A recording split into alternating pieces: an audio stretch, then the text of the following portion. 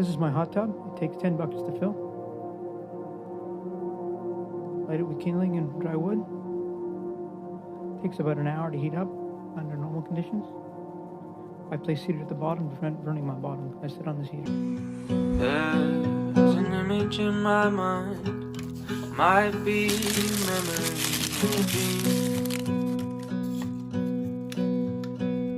We are bathed in golden light, we are lit like a movie scene. When I think of all our days, I wish that they would all come clear.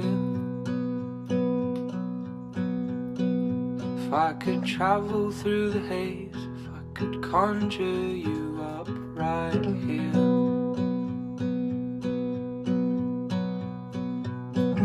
Can we ever get back? Will we ever get back? Does anybody else secretly wish that society would actually break down? It already is breaking down. And the best possible investment will be a home on acreage like I purchased. With room to grow your own food, wide open space for the kids to play, a well so you have your own water supply, and a barn for animals, and your own beautiful fruit trees. But the best part about this plan is that you can actually enjoy the property now and get it for cheap, because nobody's realized this yet and nobody wants to live out here. Kind of ironic that I live off-grid, but on my land I've got this electricity pole complete with 25 kilovolt overhead power cable. When I first moved here about 14 years ago, I asked the electricity company how much it would be to connect to the grid, and they gave me a quote of something like £10,000 plus VAT. And I thought, I don't need that much power. I'd go off-grid for a lot less than that, and I did. It only cost about £2,000 to go off-grid, and I've never had an electricity bill since.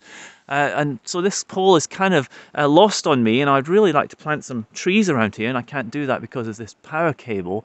So I contacted the electricity company and found my old legal agreement that I had with them, and apparently I can ask them to remove it within 6 months. So I asked them to remove it, and that notice period is up next month. I suspect that they're going to come back and say, we don't want to move it, would you take some money instead to keep it here? And possibly they might even offer to connect me to the grid. Normally I would say, no, I'm quite happy off-grid, I'm doing quite fine, thank you. But the problem is, if electric cars become the thing of the future and diesel cars are banned, then I might actually have to think about that seriously. A quick update on the mini greenhouse experiment. About 3 weeks ago I sowed 3 broad beans under the mini greenhouse and 3 broad beans out in the bare soil. Out in the bare soil, 2 of the beans have come up and they're about that size. But under the greenhouse, I suppose unsurprisingly, well, all the beans have come up and they are quite a bit bigger than the ones that are outside. So far greenhouse is doing well. This is an ice carousel. All you need is an electric motor and a car battery. I made it in the spring. It took me 6 hours to cut through the ice with the chainsaw. I used vegetable oil instead of chainsaw oil for the environment. And it was a lot of fun.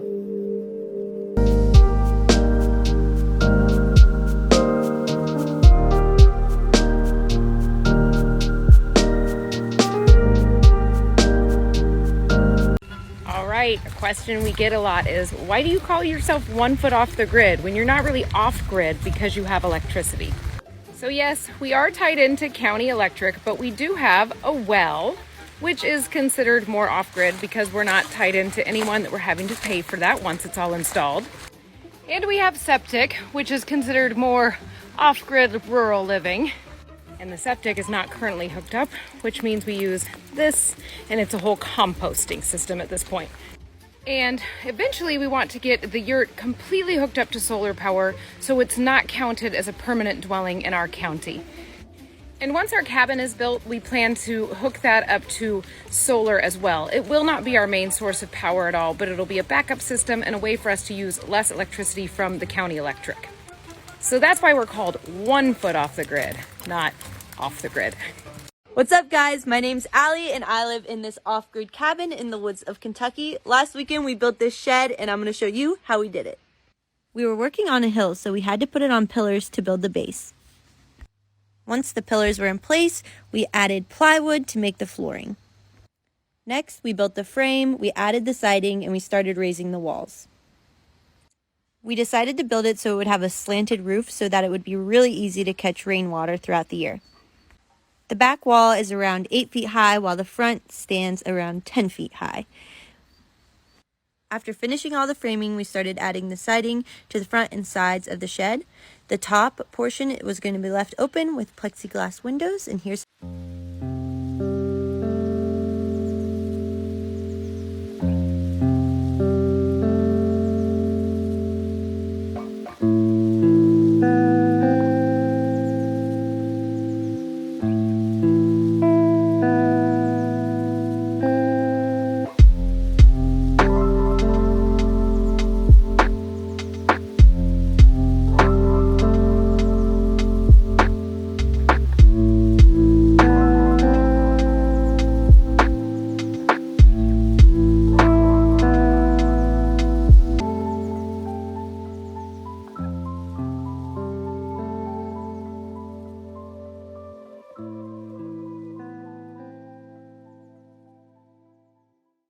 So above my stove I have this hanging drying rack. I've made this out of some old bits of driftwood because that kind of fits in with the style of the house, but I'm sure it could be made out of neater bits of wood. It operates on a pulley system, so when I pull this cord, the pulleys at the top allow me to raise the rack up and down.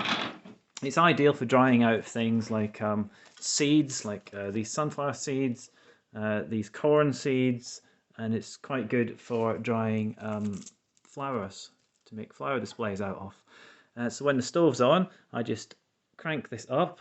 It goes up to the top of the ceiling where it's nice and warm, and things dry out really well. So it's quite a useful addition to the stove.